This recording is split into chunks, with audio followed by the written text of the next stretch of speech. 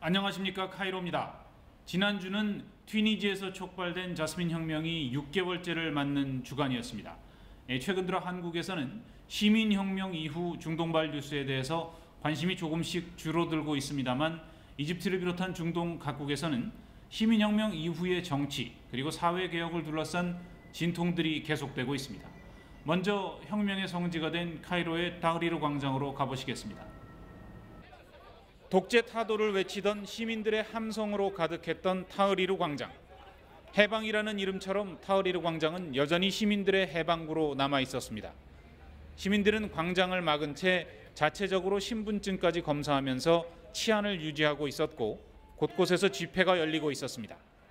무바라크 30년 독재가 무너진 지 6개월이나 됐지만 아직도 지지부진한 개혁 조치와 군부를 중심으로 한 기득권층의 과거 회귀 시도를 막기 위해 수천 명의 시민들은 광장 한복판에 천막을 치고 농성을 계속하고 있었습니다. 이들의 가장 큰 불만은 시민혁명 과정에서 800명 이상을 학살한 군과 경찰 책임자에 대한 처벌이 제대로 이루어지지 않고 있다는 점이었습니다. عشان الأحكام دي غير عادلة وعايزين اقتصاد مصر يرتفع شوية ومستوى أعلى للناس يعني ومعيشة أحسن. متواجدين النهارده في الميدان علشان الوعود اللي وعدنا بها عصام شرف وما نفذهاش. 게다가 혁명 이후 임시정부를 장악한 군부가 무바라크 체제 인사들을 다시 중용하고 9월로 예정됐던 총선을 연기하기로 하는 등 과거로 돌아가려 하는 움직임을 보이자 시민들의 분노가 다시 달아오르고 있습니다. متواجد من 25 يناير علشان مش عايزين الدولة ترجع تاني للحكم الظالم. 지난 금요일 기도회 이후 다시 불붙기 시작한 민주화 시위에는 이집트 전역에서 수만 명의 시민들이 참여하고 있습니다.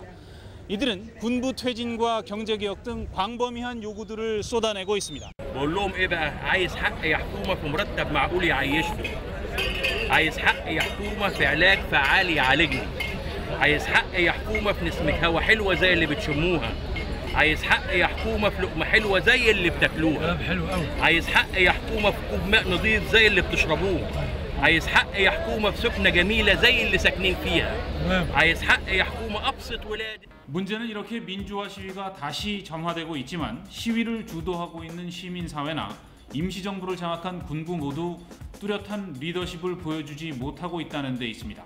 영국의 저명한 중동 전문 기자인 로버트 피스크는 최근 칼럼에서 이렇게 지적을 했습니다.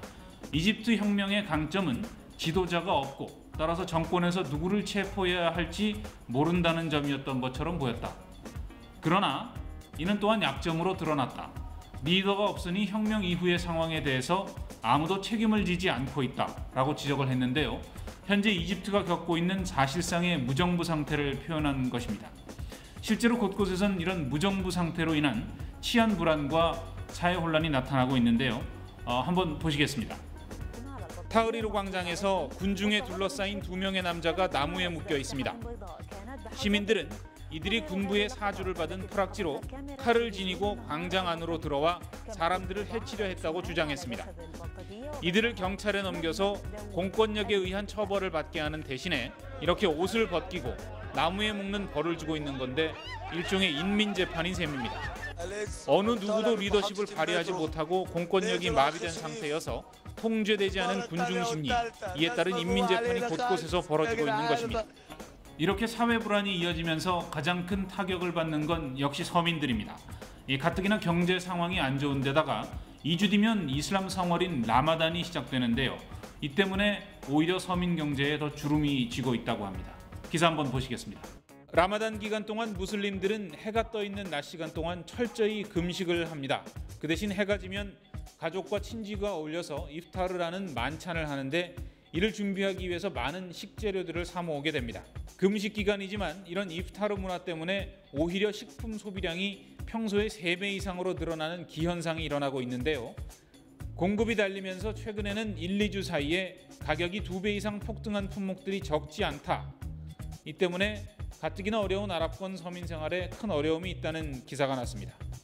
부패한 권력 그리고 인구의 절대 다수가 하루 1, 2달러 미만의 수입으로 버티고 있는 극심한 민생고, 이런 요인들이 시민혁명에 불을 붙였지만 정작 시민혁명 6개월이 지나도록 근본적인 문제들은 해결될 기미를 보이지 않고 있습니다. 이런 가운데 반정부 시위에 대한 강경 진압으로 1,400명 이상이 목숨을 잃은 시리아에서도 수백만 시민들이 목숨을 걸고 거리로 나서기 시작했습니다. 부자 세습으로 무려 42년간 독재 체제를 유지해온 아사드 정권이 최대 위기에 직면했다는 분석이 나오고 있는데요. 리비아처럼 내전으로 번질 가능성도 제기되고 있어서 향후 사태 흐름이 주목됩니다. 이처럼 중동 각국은 수천 년 역사 속에서 처음으로 경험하는 아래로부터의 혁명 속에 과연 새로운 사회의 건설로 나가게 되는 진일보한 걸음을 내딛게 될지 아니면 또다시 과거로 회귀해서 새로운 독재 권력을 부르게 될지 중대한 기로에 서 있습니다. 카이로 브리핑 오늘은 여기까지입니다.